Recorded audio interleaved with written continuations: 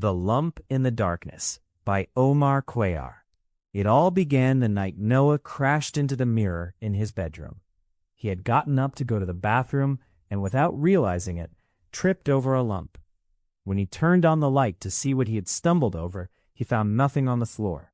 Not even a blanket or one of his daughter's stuffed animals that he might have forgotten to pick up due to the terrible exhaustion he had been feeling lately. Fortunately, he had managed to put his hands out in time to avoid getting hurt, but the mirror hadn't been so lucky. It had shattered in the lower right corner. Still half asleep, he inspected the mirror, then went to the bathroom, returned to his room, and collapsed onto the bed. That same night, Noah dreamed he got out of bed, opened the bottom drawer of the nightstand, took out a cigar, and went outside to the porch to smoke. He sat with his legs spread wide, settled like a king, smoking his cigar while gazing at the street and the house across the way. The moonlight brightly illuminated the roofs of the neighboring houses. As he took a drag, he thought that very soon he would leave Camden, Maine, with his 5-month-old daughter and move to Mexico or some cheaper European city where his salary would stretch further. The problem was that Jenny would never allow him to take their daughter out of the country. The next morning, Noah woke up with terrible thirst and an inexplicable bad taste in his mouth. He drank a glass of milk to get rid of the flavor, then brushed his teeth over and over. The day had barely begun, and he already felt exhausted. Ever since he had become a full-time dad, there was hardly any time left for his hobby, writing mystery novels. His entire day went to taking care of the baby, working on the computer, cooking, cleaning the house, and making sure everything ran smoothly. There were many moments when he regretted having won custody of his daughter. Now Jenny only looked after the baby on weekends, but even so, Noah couldn't recover from the overwhelming fatigue he was experiencing. The following night, he dreamed again that he got out of bed and went to smoke on the porch. But this time he was completely naked. One of the neighbors, arriving home by car, got out and saw him standing there nude. Surprised, the neighbor asked if he was all right. "Get lost," Noah shouted at him.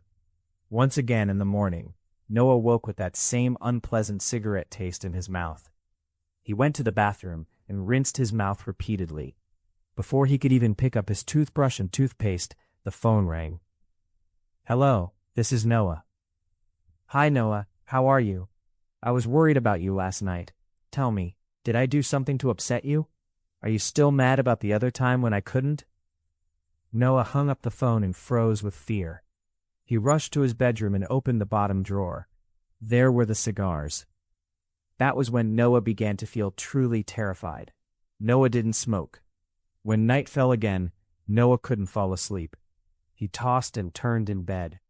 He considered himself a lucky father because his little girl never cried or made noise at night. Like her dad, she would drop off exhausted after the day's activity. But that night was different.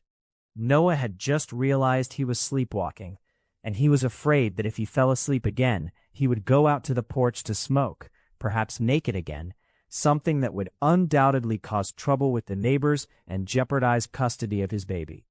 He tried to sleep, but the fear of losing his daughter wouldn't let him rest. What if a neighbor decides to report my recent behavior to Jenny? What if there are photos of me naked, smoking on the porch? What if Jenny and the court find out I'm a sleepwalker?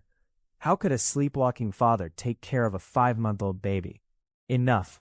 Noah got out of bed and went to his study. He turned on the computer and continued working on the mystery novel he was writing. He started by rereading the last paragraph of the second chapter. She pushed him against the wall because she was fed up with all the abuse. Fed up with all the psychological abuse he had inflicted on her. Noah's baby began to cry. Startled, Noah stood up from his chair.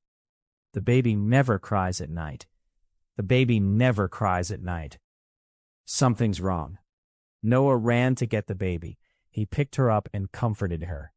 Then he turned on the light and checked the room. Nothing unusual. He kept holding and soothing his little girl. He went back to the study and sat down with her on his lap in front of the computer. Once she stopped crying, Noah decided to keep writing while the baby sat with him. She was only 5 months old, but already very curious. She watched intently as Noah pressed each key. By then she was already babbling. Suddenly, she began to babble in a strange way, and for a moment, Noah thought she was going to vomit. But he froze in terror when he realized the baby wasn't babbling or vomiting. She was reading aloud what was written on the screen. She pushed him against the wall because she was fed up with all the abuse. Fed up with all the psychological abuse he had inflicted on her. And then the baby added, "That's why Jenny decided to leave Noah." That was when Noah understood that the lump he had tripped over that first night hadn't been just a lump. It was something, or someone, that had been possessing them at night.